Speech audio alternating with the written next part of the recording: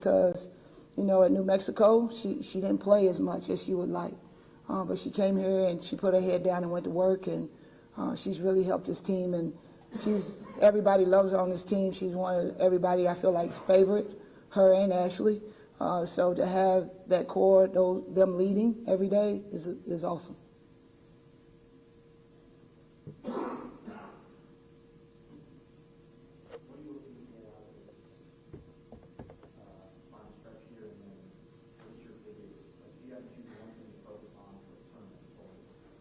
Yeah, no, it's a good thing. I think trying to figure out how to get a couple of wins since we've been so close in the last 3 games. The focus has to be in the game situation and making sure that the ball's in the right people's hand, and then also making sure that we get stops and doing the things that we need to. So I feel like that we've progressed to where we need to be. They say you're supposed to be playing your best basketball in February. I think we're getting close to that. We just haven't got those wins. But I do believe that everyone can see the progression and see where this team has gone and how hard they are fighting every single day. So I think just cleaning up the little things would be what would be very important for us. And then, man, when it comes conference time, that's new season. So wherever we end up and whoever we draw, we'll definitely be ready to go.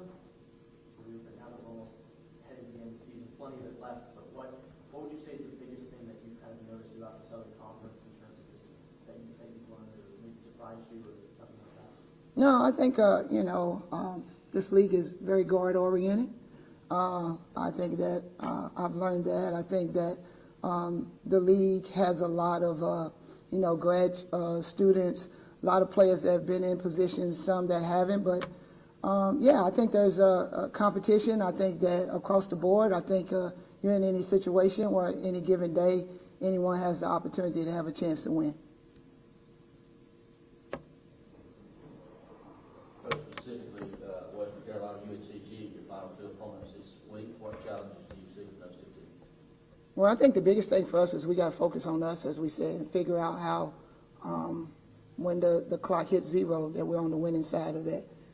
Instead, you think about players that have really worked really hard and got into situations, and we've had 2 heartbreakers. But for them to come back off the Furman game and be ready to go for the next game just shows who they are. So what do we need to do for Western Carolina? We need to set the table, and we need to come out strong and do the things that we feel like we can be really good at. I feel like our inside game was something that really helped us against them the first time. I'm one of those coaches, I'm going to keep going until you show me you can't stop me.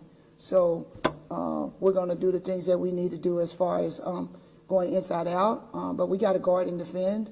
Carter's a big-time player. They have players on their roster that can score, and so we got to get stops. I'm looking at 1 game. I got Thursday night, and UNCG will come after that.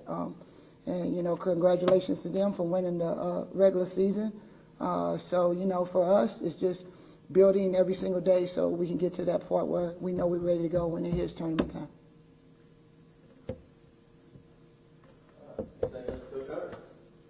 Coach. All right, thank you. Appreciate it. All right, Coach Ritter. Coach is also the last week of the regular season at ETSU, and then home on Saturday. Again, Saturday's a doubleheader. The women at 2, the guys at 4:30. Coach, come up, please. All right, last week of the regular season, so good to see everybody. I think in terms of last week, I think if we'd ended our week Saturday about 3 o'clock, I think we'd have felt really good. We played 2 good halves at Citadel defensively. Had a really good game plan, played well enough in the first half against UNCG. And then ultimately, they obviously came back and had a really strong second half. And so we go 1-on-1 on the road, or 1-on-1 on the week. And, similar thoughts to what Coach said, you're going through some growing pains, but you're trying to build and play your best in February and March. And this message to our team this morning is, we showed 40 minutes of good defensive effort at Citadel, struggled to put the ball in the bucket a little bit.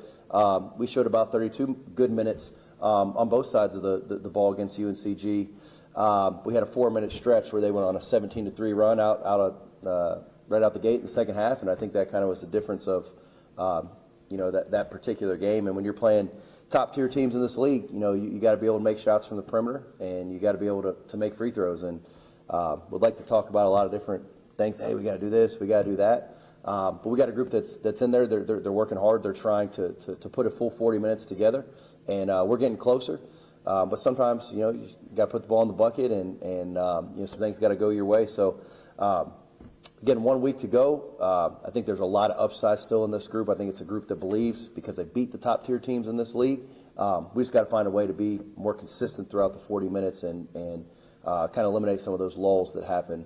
Really, each game has kind of been different. Sometimes it's been offensively, sometimes it's been defensively. So excited to coach this group still. Wake up every day. Fortunate to they're giving us everything we got, and I think that's when you go into Asheville next week. You want to have a group that still believes they can win it. And this particular time, our group came in today at one of our best practices. That's hard to consistently do when you're not getting the results that you ultimately need to get. So with that, I'll open up any questions. The SoCon's a very offensively driven league, but to give up just about 50 points against the Citadel last week, just talk about what you saw to your group defensively that makes it good. Yeah, I mean, you said it. The offense in this league is really good. We've got 6 teams in the top 150 of the net ranking. So the league from an offensive standpoint is really, really good. But honestly, Citadel, if you look at the record, they hadn't been great, but at their particular gym, they've been really good. They've had close game after close game. Been 3 teams in the entire year that beat them double digits at their spot. We're one of those teams. So I thought from a defensive standpoint, we were locked into our game plan. We threw some punches out with some different looks, and I thought that was a good sign for us moving forward that we could mix some things up. And obviously, when you hold a team to that number of points, you feel like you got a chance to be successful, especially on the road. Yeah, and then senior day, Saturday, talked all season about the upperclassmen in the room. Just talk about how big they think keeping this team together, especially when things are tough and practice and things of that nature. Yeah, I think we got a good group of guys that are, ultimately running out of eligibility. I don't know who's considered seniors anymore, so we just kind of like, hey, who can no longer come back to college basketball? And we got 4 really good ones. Chip Johnson, Cam Bryant, Lorenas Visteris, and Alex Holt. Those guys are all out of eligibility. At this particular point with the NCAA, who knows, the next week or two, maybe they get some years back. But, those 4 guys, and I guess technically Ahmad Robinson's a senior as well. But the biggest thing I'll say is those guys have pretty much been the same group of guys every day. We start off a little hotter. We were 2-0, went on a little stretch where we didn't win as much. And they've continued to be the same guys in the locker room, out of the locker room. That's hard to do when you're running out of eligibility and you kind of see the finish line is a lot closer. But I think those dudes are juiced up for this week. I think they're juiced up to play ETSU. I think they're juiced up to try to make a run in Asheville. And I think that's all you can ask out of your upperclassmen. Yeah, and then with a week left and still a little bit more with the conference tournament on the line, what's the biggest thing that you've learned so far this season, making the jump up to Southern Conference? Yeah, I mean, you got to have toughness and you got to have shooting. And I think, it looks different for each team. Some teams are a little more athletic. Some teams are a little more,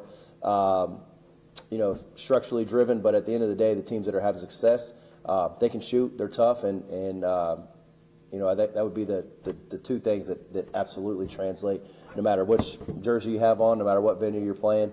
And so, again, I think that the teams that are doing that the best late in the year probably got a chance to win a lot of games. What's the biggest adjustment you want to make? I know it's breaking down, like you said, kind of depends on the game, right? But, Yeah. is there anything that you might tweak specifically for the conference tournament? Yeah, it's a good question. I think we're really focused on 4 minutes of the game. Like, we've shown to be really good for 32, 36 minutes. And so I think it's twofold. I think it's fine, a tweak defensively. Maybe it's a different personnel group. Maybe it's a different alignment. Maybe it's a different, type of pressure. Maybe it's a different zone. But I think it's finding those 4 minutes and try to help eliminate those laws. And then, just figuring out, some nights when we're not making shots at the level we'd like to, or free throws for that matter, finding a way that we can maneuver the ball a little differently and give us an opportunity during those 4 or 5 minute lulls. You mentioned you have some of these guys run out of eligibility. How big is it to have other guys that step up and then how big is it that you kind of have experience in the year and build this roster with a lot of kind of pieces you found out? Yeah, I think the truth is college athletics are rapidly changing, and you have to have non-negotiables, but you have to be flexible in your approach. And clearly the win-loss record is not where we'd like it to be, but I think what these guys are doing is they're setting a foundation, they're setting a culture, they're setting they're setting things up for the future, and that's hard to do sometimes when the results aren't your way. But I believe in the group that's in there. I think we've got a sturdy foundation moving forward. Would love to obviously see that come a little quicker here, hopefully in the form of Wednesday night in Johnson City. But again, we got, if you're not prepared to adapt in today's landscape, then you're probably not going to be very successful. So what may have won and been right in years past or different spots or situations, you got to be willing to take a look at it, evaluate it, and figure out what translates to SoCon, to this particular job, and find a way to really put a nice product out there. Coach, you've been practicing this team since several months ago, but as we come down to the last week of the regular season, the tournament next week, what's the one characteristic of this team you feel good about, where you've made a lot of progress, that's going to bode well for you this week and next week when you get back?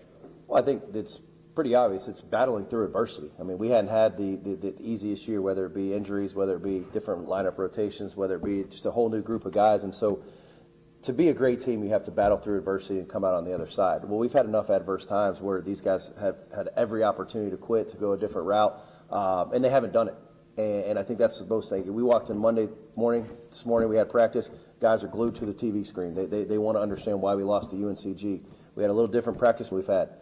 They're fired up for the hour and 45 minutes that we're out there.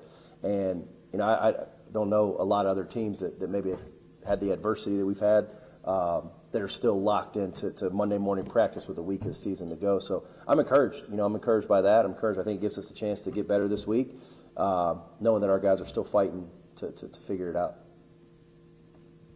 You talked about the belief and aptitude this team has been consistent all season. Did that surprise you, like when you guys were going through this first time?